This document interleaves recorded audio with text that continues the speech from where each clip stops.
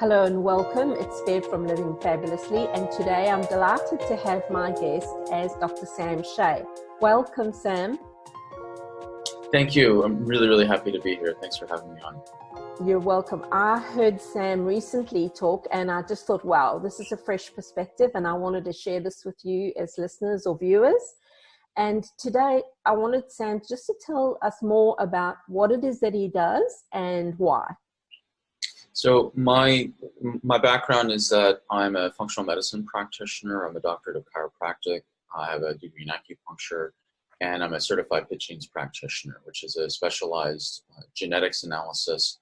The lab is actually in Australia, but even if you are not in Australia, like people can send their 23andMe or Ancestry.com data there, or do fresh swabs from around the world and send it there. And the reality is that dealing with people with chronic issues like fatigue or so-called adrenal fatigue, it's usually a multimodal issue. I mean, it certainly was my history, having to deal with just a terrible bout of 12 years from age 6 to 18.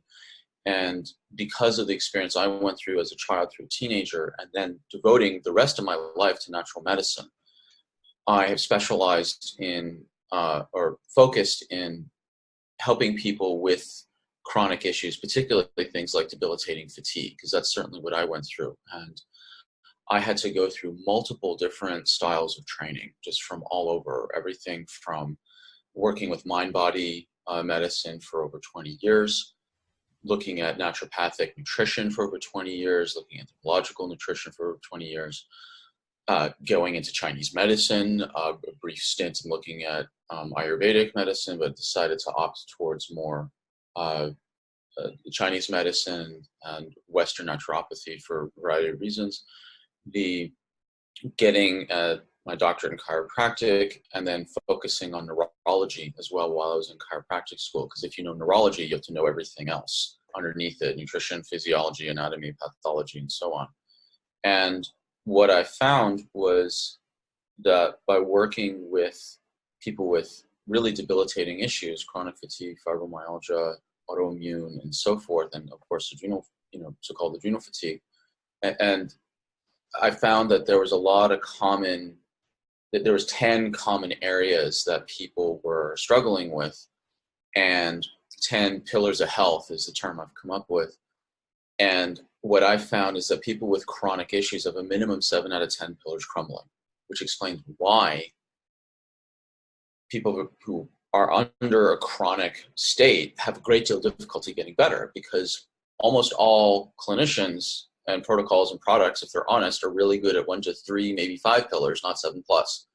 And when I reflected on my own history, why it took me, 2 decades to figure out what in the world was going on with me, I had all 10 pillars in spades. And it started when I was a child, and I had, my 6 years old, my parents had terrible, like a truly awful divorce where parents were weaponizing the kids against the other parent. A lot of bullying and violence at school, and so that's just one pillar. That's the emotional pillar, and then there's 9 others I was dealing with as well.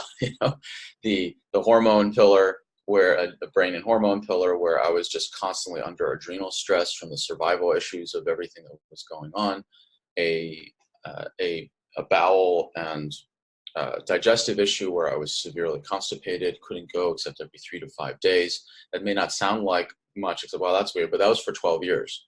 Wow. And if you ask any newborn, any parent with a newborn or a toddler or whatever, if the child is super cranky, what is the first question that is asked intuitively by every parent? Have you pooped?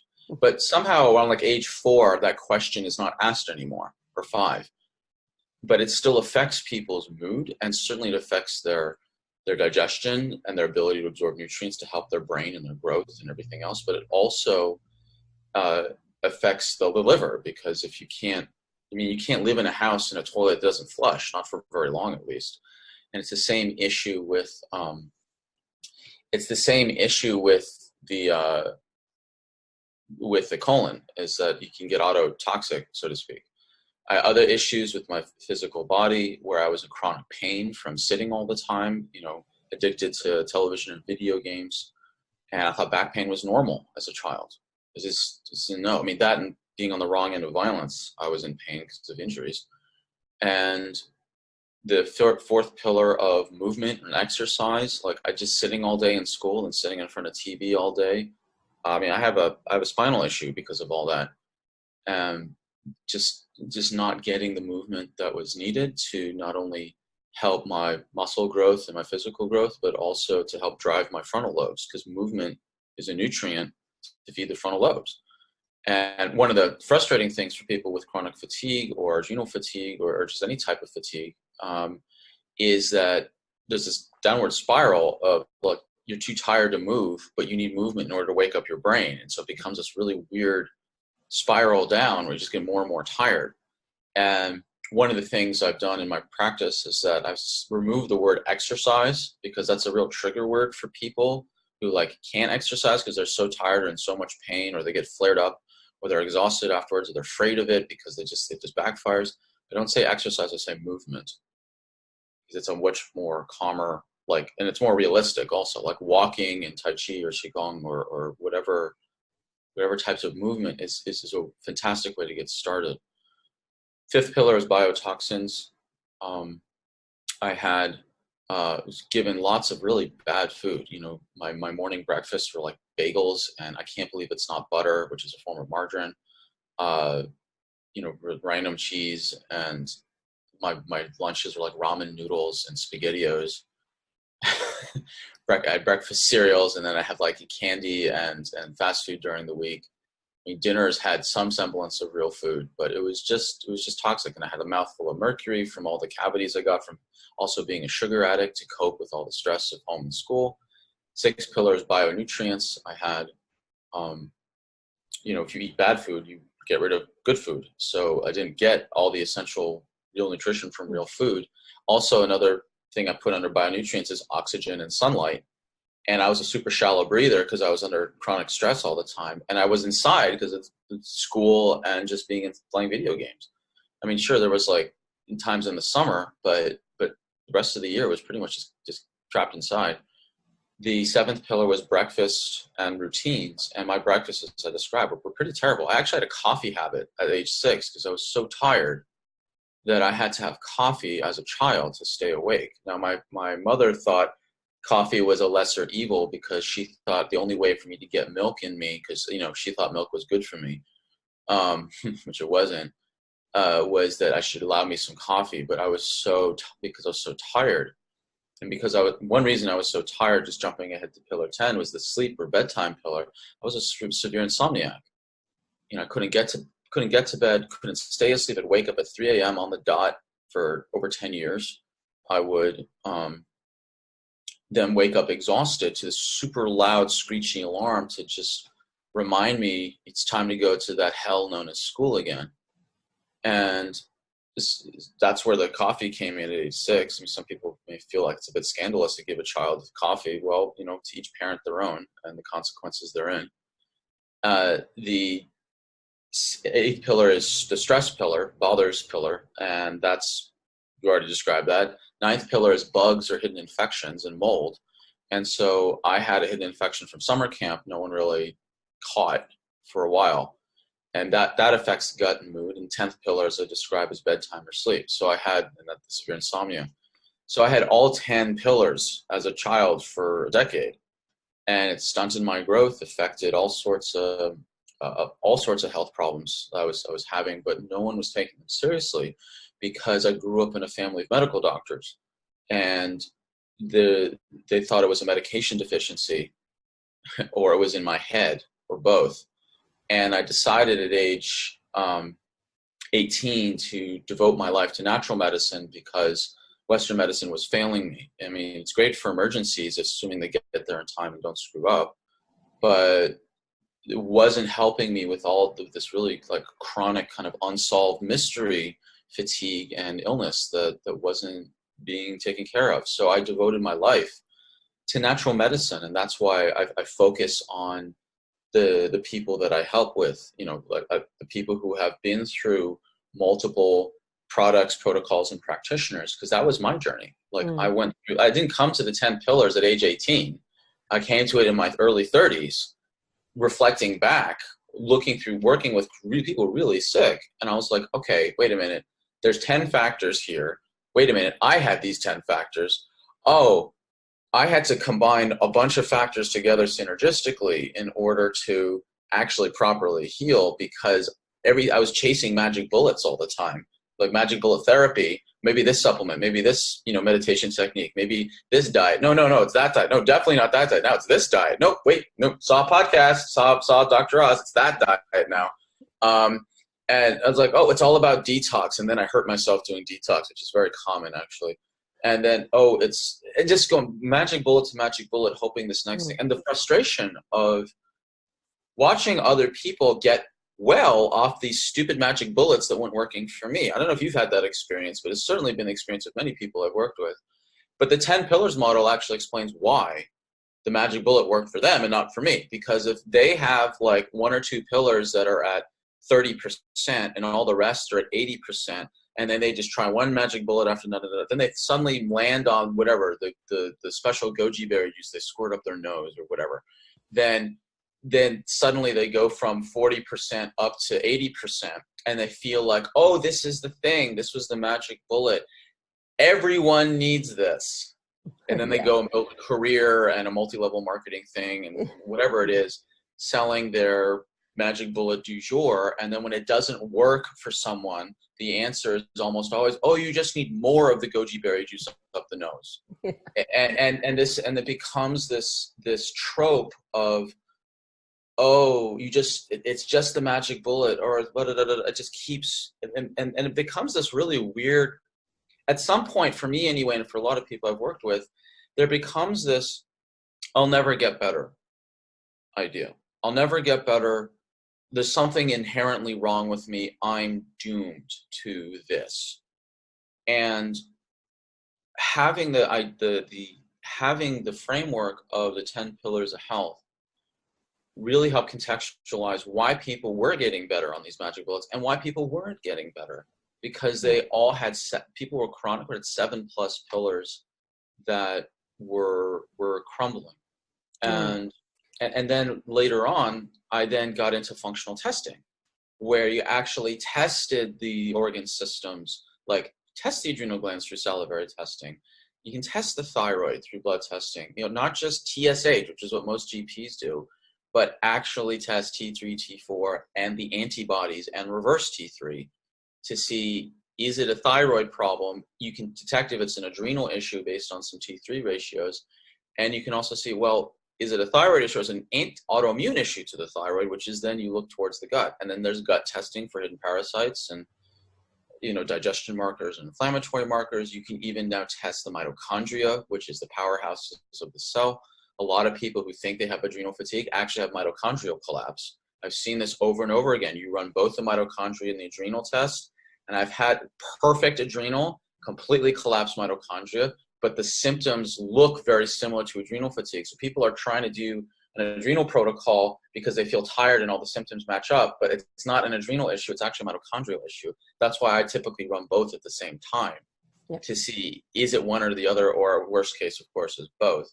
And then genetics testing, that just opened up an entire universe of explaining why there's inflammatory fatigue. I mean, that's a side of fatigue that people aren't talking about, is that people can have an inflammatory based fatigue. And the genes, especially the lab in Australia, they've organized the genetics analysis to just make genetics actually make sense instead of being overwhelming, confusing, and frankly scary. Because some people do a 23andMe and they're like, oh my God, I have the MTHFR gene or whatever the scary, the boogeyman gene of the day is. And the reality is that almost all those boogeyman genes, like the so-called Alzheimer genes, the so-called breast cancer gene, or the so-called, methylation gene or whatever, those are all downstream from the 15 major inflammatory genes, the 3 main mitochondrial free radical quenching genes, liver detox genes, and the vitamin D receptor genes. So you look at the drivers that push the whole process, and then what manifests is downstream, whatever the so-called disease genes are. So you can even look at genetics from a functional standpoint. and put all these things together, lifestyle analysis with the 10 pillars of health, functional testing and genetic testing to clarify what's actually going on in the body and in the genes. And you can create a complete customized package for people, lifestyle, diet, nutrition, to reverse the whole process based on science and lifestyle, not based off hype off of a podcast, a television show, or whatever your best friend's goji berry juice company is selling. Yeah, or what's the latest trend or fad. So thanks, Right. that was jam-packed. Lots of stuff there in our first question. So you've answered a couple of other questions. That's great. Thanks, Sam. So Yeah. I think what was interesting for me in what you shared there is that, you know, as a child, you were developing these, let's call them habits, that were not actually supporting your growth and your development, yet you probably find that in the space of time where you were at in the environment, it was your haven, your way of dealing with the things that were going on. But I see that's the same with adults, is that we use our smartphones as escapism. And a lot of people will tell me that their me time consists of scrolling Facebook feeds. So I'm sure you'd have a lot to say on that, but that will be another podcast. Yeah, I have a whole separate, because I overcame two addictions, video game addiction of 25 years and sugar addiction of 15 years.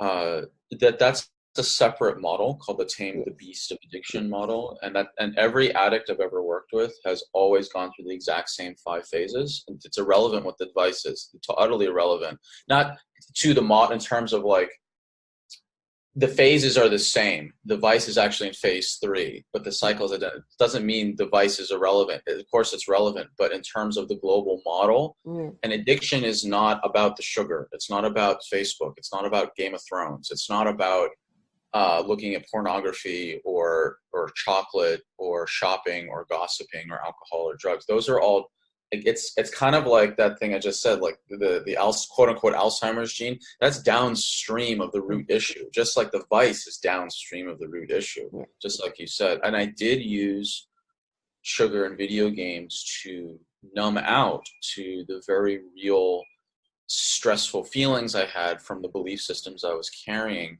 from just years of just torment. Yeah, so we'll talk about that another time, hopefully, Sam. Sure. But today I wanted to talk more about, you've mentioned it already, adrenal fatigue. So it is the favorite word at the moment. So it was chronic fatigue a while ago. Now it's adrenal fatigue, or sometimes people are sort of given, you know, maybe crossover into fibromyalgia, because people in, you know, the Western medical system don't seem to understand what we're dealing with today. So I thought it would be really helpful if you could explain what adrenal fatigue is and why it's on the rise today.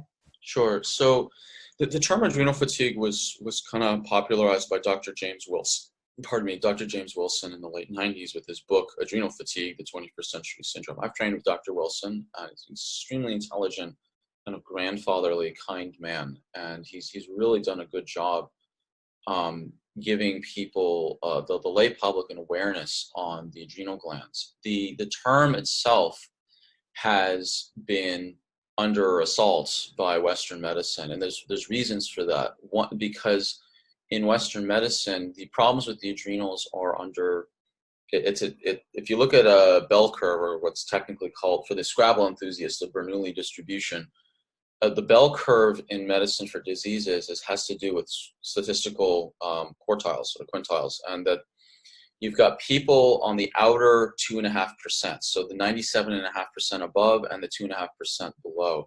This is where you have Addison's and Cushing's disease, which is Cushing's is too high adrenal and Addison's is too low adrenal. So they see disease as only operating in those two extremes. But the adrenal fatigue is the gray space in between. So there's that functional, because it's like from the middle of the bell curve to the all the way out to the 2.5% on either side. That's assumed to be normal. And that doesn't make any sense at all. It's could be defined as non-pathological, like not having the diagnosed pathology of the disease, but it's not normal, because if you're like a 2.6%, of the low end of cortisol is that that's technically normal, but you're feeling exhausted. And if you're at 97.4%, you're still technically normal according to the statistics, but you feel awful. So the fatigue, the adrenal fatigue, is in that gray space. Now, adrenal fatigue by itself is a term that is sometimes awkward because some people can have hypercortisolism, meaning too much cortisol. So the adrenal glands secrete a hormone called cortisol, which controls blood sugar. It affects your inflammation. It affects your stress levels. It changes how your whole system's response. It's a stress hormone. People can have too much of it, and that's called hypercortisolism. It's a more accurate term than adrenal fatigue. And if people have too much cortisol, they burn through all their resources. Now, people can get a lot of stuff done, but if your cortisol spikes up, particularly in the evening, you have trouble sleeping. So a very common sign of people with adrenal fatigue, quote unquote, adrenal, is they're really tired in the morning. They have hypocortisolism, too little in the morning, but they have too much at night, as opposed to what it should be in the reverse. So it's a very common sign of adrenal fatigue, is they have this kind of flip-flop sinusoidal energy output during the day. And people who have, hypocortisolism, they're really tired, but their energy can be perked up by sugar or eating or caffeine.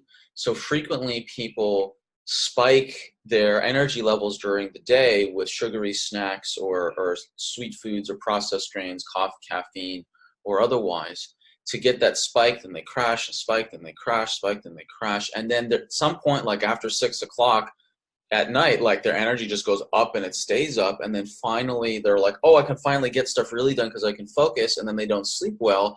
And then they wake up exhausted and the cycle continues.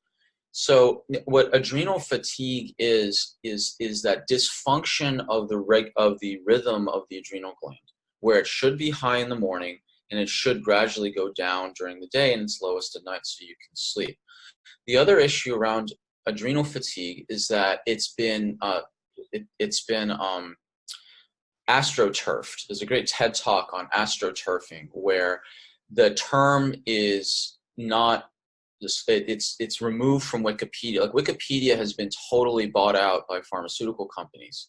Like you can try to post something about, like, people way smarter than me have tried to go into the post all the science and everything on adrenal fatigue. It's just taken down by the end of the day. There's anytime you look up natural medicine of any type on Wikipedia, it's completely astroturfed and just taken over by pharmaceutical influence. Wow. And there's also a bias against publishing any article with the word adrenal fatigue. You can go onto PubMed, put in the word adrenal fatigue, and hardly anything shows up. But if you put up the term HPA axis dysfunction, hypothalamic pituitary adrenal axis dysfunction, on PubMed, you get, when I last checked a couple of years ago, there was over 3,000 articles. So it's like the term leaky gut versus intestinal permeability. Yeah. Leaky gut was a term chiropractors and functional medicine doctors and Dr. Bland and naturopaths were using.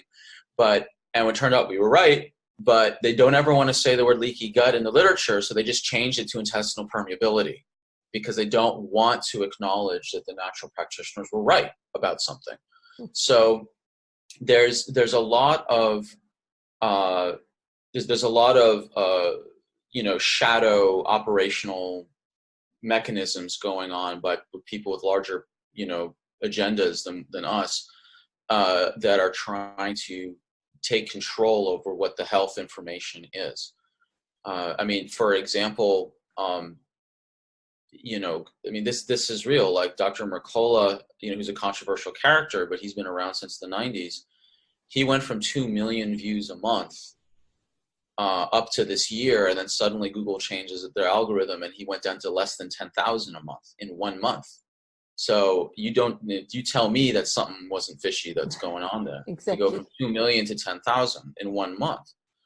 So there's definitely forces that are trying to squelch natural. You see this in Australia right now, where there's this there's organizations called FOSSUM, or Friends for Science and Medicine, that are just systematically going through all the websites of natural healthcare practitioners and finding the littlest trivial things to file complaints to the board, and just trying to drown the board of the registration bodies to discredit. And it's just a hit job. They're just going from one, they're going from chiropractors to functional GPs, then they're going to go on to osteopaths, and they're just going to cycle back, naturopaths. They're just doing hit jobs. And there's a lot of us. Australia, is under assault for natural medicine, and so is the rest of the world. Yeah. And adrenal fatigue is just one example of that. Yeah. Yeah. And so why do you think it's on the rise? Is it because we're more aware, Sam, that the fact that this exhaustion is not normal? Or what is it? Is it environmental, circumstantial? You mentioned some things about stress earlier. So the reason why it's on the rise, and I'll give some visuals here just to make it easy. Now, you don't need the visual. The visuals are helpful, but they're not necessary. So for people who are watching this on YouTube, you'll have the benefit. For those of you who are listening, you can always go to Bev's YouTube channel. The reason why it's on the rise has to do with the 10 pillars of health. And when you look at the 10 pillars, the brain and hormones, bowel and digestion, body and genetics, burst exercise movement, biotoxins, bionutrients, breakfast and routines, bothers and stressors, bugs and hidden infections, and mold, bedtime and sleep. You look at what's happening in modern society, and first of all, people are becoming more sedentary, which then affects, all these pillars affect everything else. So we're becoming more sedentary, which means we're not stimulating our brains, which affects our fatigue levels. We're also not moving our circulation, which helps feed nutrition to the rest of our body. We're under constant stress because life is not simple anymore. Sources of stress include not just work stress and family stress and midlife crises or concerns about one's children or whatever it is, but screen stress is massive. There's a reflex called the tectospinal reflex in the body. It's again, for the Scrabble enthusiasts, tectospinal reflex if you want to look it up. But basically, it's when the eye is triggered to look at something where there's a rapid change in color, motion, and brightness, we target. It's like a police siren. The blue lights, it's moving. So that's a change in motion, rapid change in motion. It's a change in color, red, blue, red, blue, red, blue. And it's a change in brightness. The light comes towards you, it's bright, dims away. All of those things together trigger an ancient Paleolithic reflex to target. It's like if we're walking in the forest or in the bush, like there's a flash of orange in the corner of your eye, like, is that a tiger? Like you turn and look.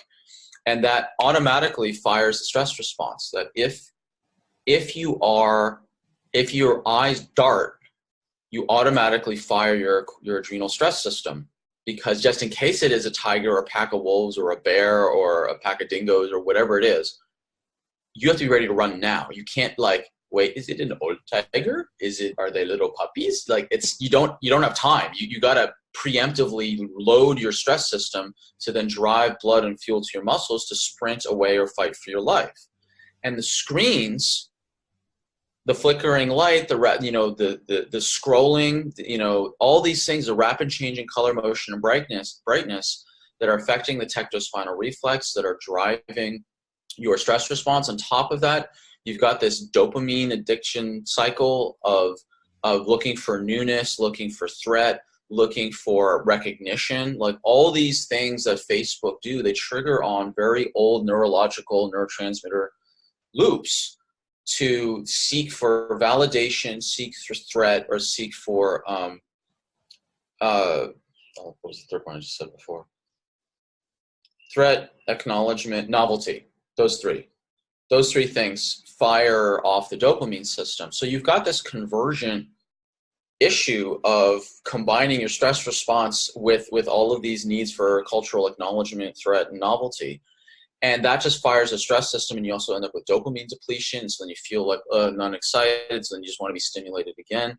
I mean, this is now we're delving into my addiction side of it and talking about the neurological evolutionary reasons why people are addicted to screens. And then you've got sugar on top of that. And sugar, like, people can be addicted to sugar because we're supposed to be addicted to sugar, which then drives the adrenal glands, because when you have sugar, your cortisol spikes. And if you're also tired, you're craving sugar. But anthropologically, we're supposed to go crazy on sugar because as hunter-gatherers, sugar was very rare. Fruit was in season a couple times a year for maybe a couple weeks a year, and that's it.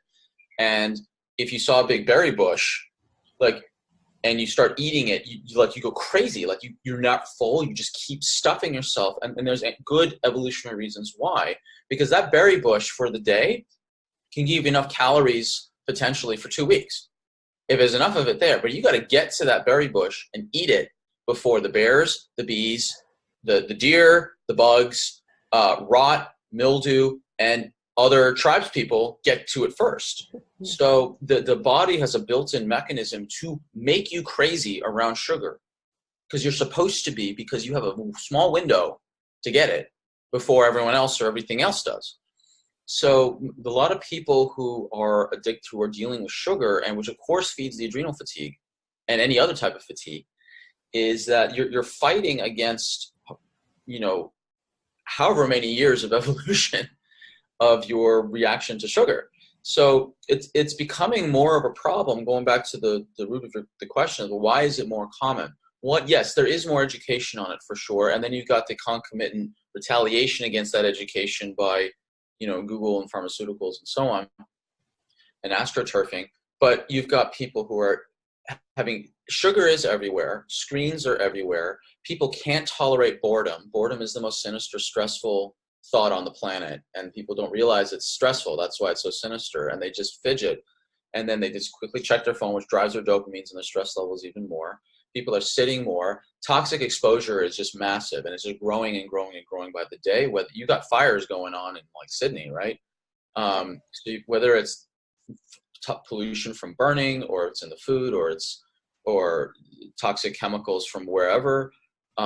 You've got the quality of nutrition's going down because the soils are being depleted. People are rushing through breakfast or skipping it, and that screws up their adrenal glands. I mean, the whole term break fast, you break the fast, that is a term to deal with the adrenal system. That when you wake up, your cortisol level is the highest, because cortisol is released at night to tell the liver to release fuel to feed the brain so it can live. You need fuel at night to keep your brain alive. When the brain doesn't have fuel, that's called stroke. So the body doesn't want that. So the brain tells the adrenals, release cortisol to tell the liver to release glucose to feed the brain. And that's the cycle. And then because you're not eating at night, cortisol levels go up gradually, because you just need to release more and more cortisol. That's why when you wake up, your cortisol levels are the highest, because you haven't eaten. So when you eat, you break the fast, which therefore calms down the cortisol response from the adrenal glands. One of the most important things people can do to help their adrenals is to have a real breakfast. Not coffee, not sugar, not skipping breakfast, not glorified sugar called processed grains, but to have a real solid protein, fat, and vegetable breakfast. My breakfast looks like people's evening meals, because that's what I need in order to drop the adrenal response. Now, I've also done genetic testing where I've checked my carb tolerance, and I have the carb tolerance, a really low carb tolerance, where I really can't. I thought I was gluten intolerant. I was actually carb intolerant. So I need higher protein. I'm more of a keto paleo person genetically. Some people genetically are more Mediterranean. Some people genetically are more high carb. I've got a YouTube channel, and on my website I've got talks with the head of the genetics lab, and we're talking about all these different genetic tests where you can genetically determine your optimal diet, which does relate to adrenal fatigue. Because if you're eating incongruently for your genes, you're going to have stress responses and blood sugar crashes and all sorts of stuff that's going to affect your genes, affect your digestion. Affect your adrenals, affect your digestion, and so on. The other really big thing that really screws up people's adrenal glands today more than it used to be is we're losing sleep. Sleep is the first casualty of people's busy lives. And it's especially if you're an entrepreneur, or you've got deadlines for school, or you're addicted to screens, social media, Game of Thrones, Facebook, whatever your vice is. The very first casualty is sleep. And there's also other, like of these pillars, there's 4 of the pillars can be sledgehammered as well. So most pillars crumble, but 4 can be sledgehammered. The body pillar can be sledgehammered with an accident or violence or sports injury. So a car, that's a sledgehammer. You can be sledgehammered by a massive toxic exposure. You get exposed to something really toxic, like you have a bad reaction to a medication, or which is the most common sledgehammer I see in terms of acute toxic exposure. People can go on a binge of alcohol, which is, I think, the national sport in Australia. Yeah. And that you can see that's a sledgehammer event. The other sledgehammer events can, of course, be the bothers or stressors pillar. Death of a child, a sickness of a parent, an acute loss of a job, a sudden divorce, whatever it is, an emotional sledgehammer. And then the last sledgehammer is the infection, the bugs pillar. People can be sledgehammered by an infection or massive mold exposure, which is a version, not exactly an infection, but it's kind of in that realm of being assailed by a microscopic organism or their offshoots, mold spores, or whatever chemicals they're thrown into the air.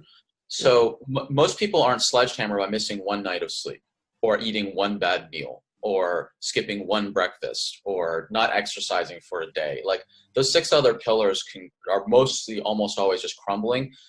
4 pillars also can crumble for sure, but those are the 4 that really just clinically I've seen you can sledgehammer. So what I see happen with people who have really bad fatigue issues is that they have 6, 7 pillars crumbling over the years: chronic sleep deprivation, skipping breakfast, not exercising or moving, blah, blah, blah, all these things.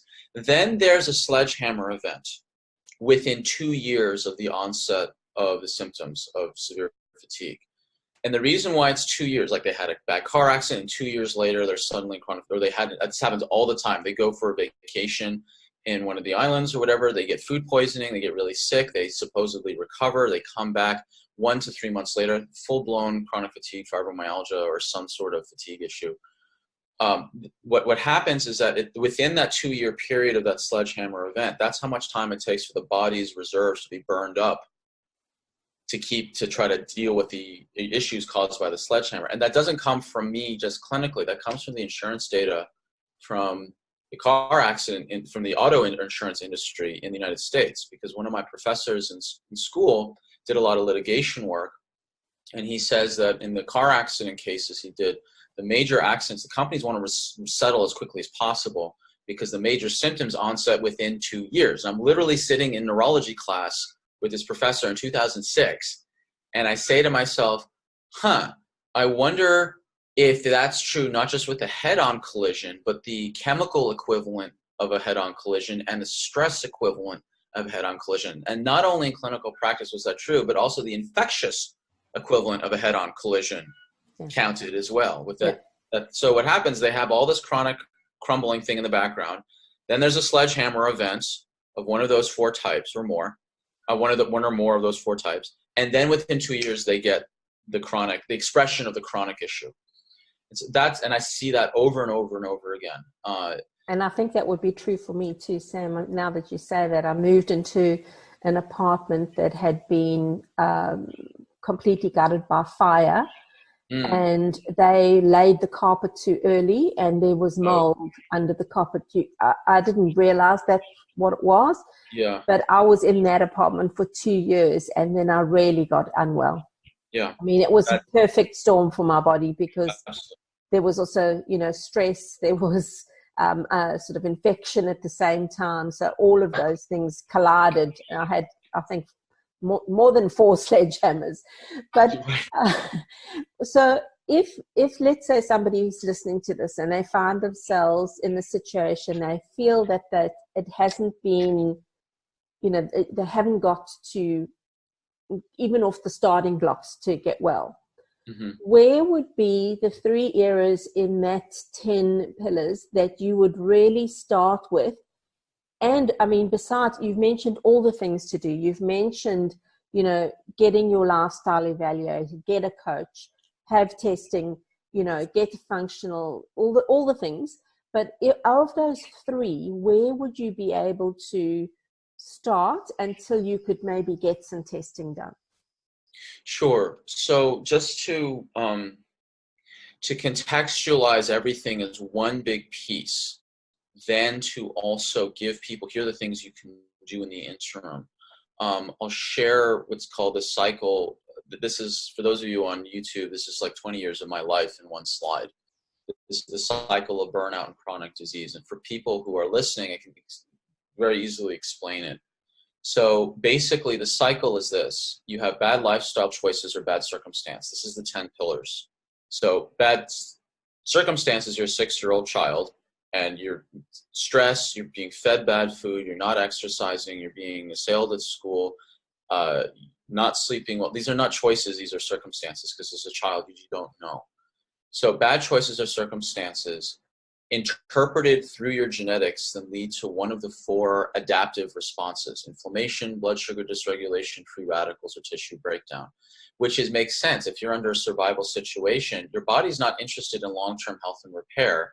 It's about emergency survival. Your blood sugar is supposed to be dysregulated. You're supposed to be sensitive to inflammation to heal a wound or a slash wound from a tiger. You don't care about free radical generation because you're trying to run away, and so on and so forth. So you have adaptive responses from bad choices or circumstances. Then if you have chronic adaptive responses, again, interpreted through your genetics, you have damage to one or more of the 3 main body systems: hormone system, the gut GI system, or the liver detox system. Chronic breakdown of those organ systems leads to symptoms: fatigue, low mood, indigestion, weight gain, cravings, insomnia, chronic pain, hot flushes for women.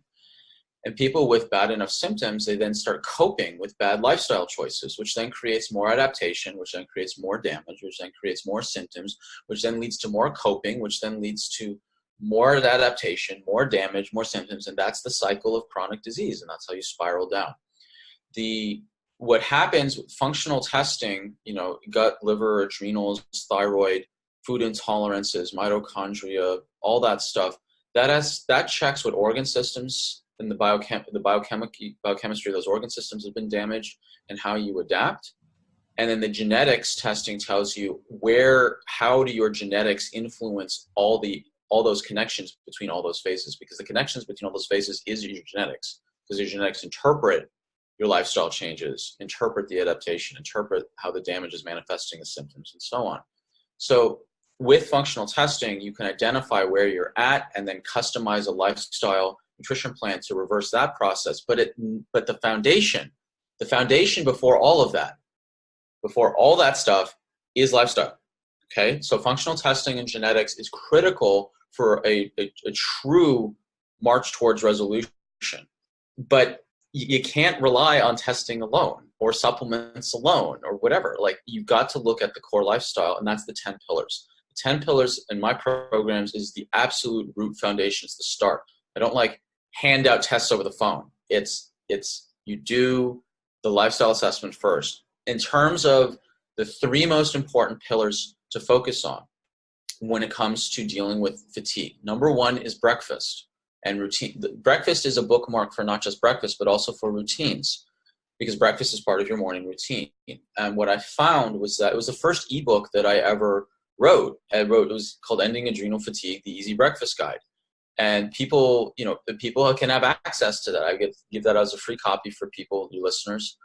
And if you start with breakfast, then you have the opportunity to have level blood sugars during the day, because you started correctly, instead of spiking up and down with either coffee, sugar, skipping breakfast, or glorified sugar in the form of processed grains. Some people listening to this, well, I have my bulletproof coffee. It's that can be really helpful for some people. But if you're caffeine sensitive like I am genetically, and there's a genetic test for that, coffee gives me anxiety. Additionally, not all coffee is clean. There can be molds and mycotoxins in the coffee. And if you have really clean coffee, you have the right genetics, and you add fat and cinnamon to it, then yeah, some coffee doesn't necessarily have to be as damaging as it has to be. But the caffeine really can throw people off. And there's better options for that. And look, adding the fat and the cinnamon and stuff can help mitigate the damage of caffeine for people who are really tired. But really, people should be focusing on a full protein, fat, and vegetable breakfast to really jumpstart their day. The second pillar that people should really focus on is their sleep, and that sleep must be protected. And so there are things that people can do. Like my next ebook's going to be on sleep. Like because I had insomnia for 12 years, and I've worked with clients for years on their sleep. I'm formalizing everything into a book, but the main things people can focus on with sleep is, number one, pick a bedtime and stick to it, and just stick to it, and then avoid blue light and screens right before bed. And there's all sorts of things you can put on your computers, like the updated smartphones now have things like night mode, or color tints and color filters under, like if you're using an iPhone, it's under accessibility, you can put a color tint so everything looks more orange, which is the opposite of blue. And blue light is the thing that stimulates your brain to think it's daylight. So you can put f.lux, which is a free program, to filter out the blue light as the sun is setting, depending on where you are in the world. There's, blacking out your curtain, dealing with light, dealing with sounds, dealing with motion. Like I find myself having to negotiate the cat with some people at the cat. Oh, Mr. Mittens loves a cuddle at 3 a.m. I was like, that's great, but Mr. Mittens doesn't have chronic fatigue or adrenal fatigue, and you do. So we're going to have to negotiate the cat.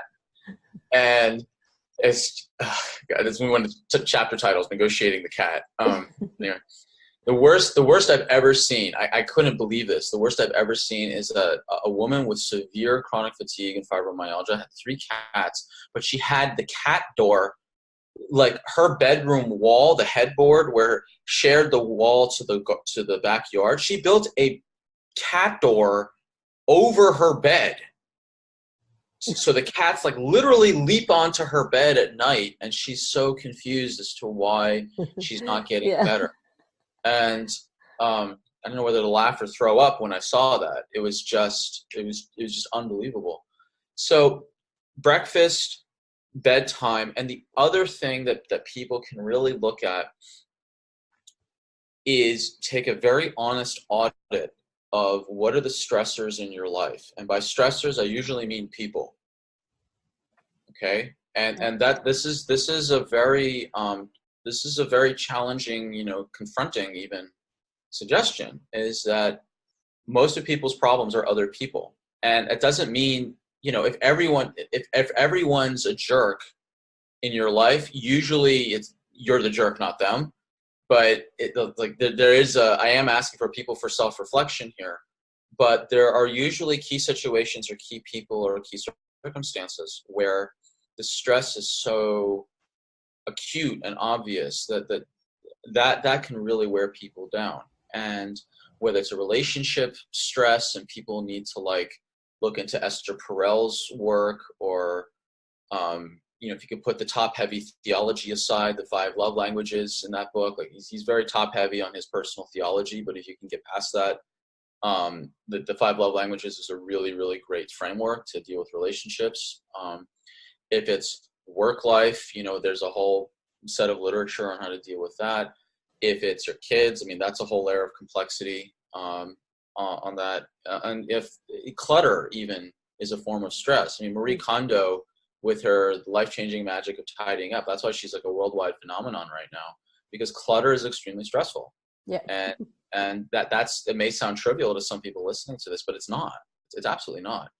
And electromagnetic field exposure is also a form of stressors that I put under it. So it also feeds into sleep, turning off Wi-Fi, turning off your phone, or even putting it to airplane mode. And looking at where do you have a smart meter that's been put on your box, either willingly or unwilling, putting on your house, a smart box, willingly or unwillingly, that matters. And can you get that removed if not everyone's sensitive to electromagnetic fields, but some people really are. And if you can't, I had one person in Auckland, she was just getting better and better and better, and then suddenly she just cratered. And there was no change in her lifestyle whatsoever. It made absolutely no sense. And then finally I was like, did they put a smart box on behind the wall on your bedroom window? And she went and she says, no, but my neighbor had one, which is right next to mine.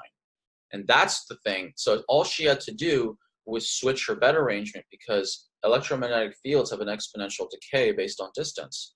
So if you're 1x away, that's 1x exposure. If you're 2x away, then it's 1/4 the exposure. If you're 3x away, it's 1/9. If you're 4x away, it's 1/16 the exposure. So distance matters. So that then we switched that up, and she started getting better again. So just to review, the breakfast, bedtime, and bothers, those are the three main pillars to look at in terms of how to right now get some control over your life. Lots of content there. I think this is one that people are going to need to listen to in bite sizes to excuse me. Yeah. And if people want the Adrenal book, like if they're listening, obviously not while you're driving, but if you're in America, you can text the word Adrenal to 44222. That's text Adrenal 44222. Or if you're in Australia or New Zealand, you can text Adrenal to the number +61 428 479 700. That's +61 428 479 700, and just with the word Adrenal in the text, and you just put in your email, and you'll get my ebook, Ending Adrenal Fatigue, the Easy Breakfast Guide, which will have basically the show notes to what the visuals plus a bunch more of what we were talking about today. And that was the first ebook I wrote, because I saw that helping people's breakfast was the single fastest way to help people with fatigue. Yeah, brilliant. Thanks for that, Sam. And one more question, a brief one, is what are your tips for living fabulously? Now, I know you've shared lots of things, but what are 3 simple things that you do every day? So when you say live fabulously, like live a beautiful, carefree, happy, joyful life. There's a wonderful technique from Thich Nhat Hanh, his book, what was the name of the book? I can't remember. There's a beautiful little breathing technique. It's called, it's calm smile technique. What you do is you breathe in with your focus on your heart, think the word calm. When you breathe out slowly, you become aware of your face and you think the word smile. And that's all you do. In, calm, out, smile. And it's in a beautiful, it's probably one of the most precious techniques I've ever come across. The simplicity, you can change the word calm to gratitude, whatever you want to do, but just in, calm, out, smile. That is such, it's such a beautiful, simple technique. You can teach it to children, you know? That's one thing that I would recommend. The other thing to live fabulously is really do the audit on your screen time and your stress time. Just a lot of times people think, oh, I have to live I have to do something extra. A lot of times it's not about doing something extra, it's just eliminating crap. You know? And the last thing for people to do is take your sleep seriously. It's really hard to feel fabulous if you're tired. And people do not take their sleep seriously. It's the first casualty, like I said. It's the first casualty to go on a daily basis. Like, I'll just sacrifice this thing, here, you know, this little bit of sleep, whatever. So that's what I would say. Brilliant. Thank you. Thanks so much for that. And you can find Dr. Sam Shay at his website. It's drsamshay.com, and also on Facebook, also under Dr. Sam Shay. And Sam, thanks so much for sharing your wisdom with us today. There's just so much goodness here. And I think one of the things that obviously is understand that 10 pillars of health that Sam has shared today, because it's never one thing. It is always things that are in either dis-ease or disharmony with one another. And we are integrated beings. It's not only one aspect. So yes, you can get all the physical aspects right, but if your emotional, your soulful, or your mental stuff is all like a sewer, it's not going to work. So well-being, to get to total well-being, it's all of those aspects, and Sam sort of categorized them really neatly so that you can understand, well, if you even took that circle that Sam showed and did a little audit on yourself there and said, you know, like, how would I rate myself? But the best thing is that Sam does do free 15-minute consults. If you're interested in what he's got to say today, on his website that I've just shared, and he's, you know, you can text to get his a book, and I'll just repeat that. If you text the word adrenal, if you're in the US, you'd text 44222, and if you're in Australia, you'd text +61 428 479 700, and you'd get that ebook there. But I think the three things that, if you know that you've got fatigue of any kind, whether it's adrenal or not, the three things that Sam shared, I think, are just foundational. Is make sure that you're eating breakfast, a wholesome breakfast, and eating it early enough. For anyone that I work with who has adrenal fatigue, we make sure that's within half an hour of waking that you start the eating process. Even if it's not your full breakfast then, but you don't go off and exercise and then come back. No. Before you take the dog for a walk, or, you know, like Sam used the word movement. I love that word too. But also sleep. You know me, if you've been following my podcast, I run Sleeptember every year, where we talk about the value of quality sleep and why it's absolutely fundamental to be able to live fabulously. And then that of auditing your stresses. You know, if you are living without awareness in your world, this will stop and help you take stock. So thanks for listening, everyone. And thank you, Sam, for being on the show with me today. Well, thank you so much, Bev. And just for clarity on the spelling of the website, because there's lots of different spellings of Shay. The website's Dr. Sam Shay, spelled DR as in doctor. It's DRSAMSHAY. So DRSAMSHAY. And on the website, if you're interested in the genetic side of it, you're interested in functional testing side of it, all the addiction side of it. I'm also on YouTube. I've got 70 plus videos on YouTube.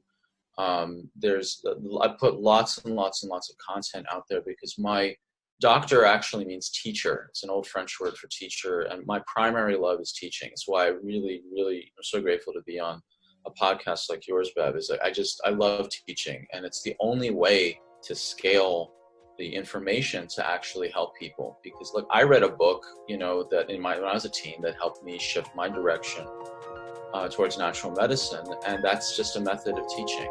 And so I'm very grateful for these opportunities. Thank you. Thanks for being with me today.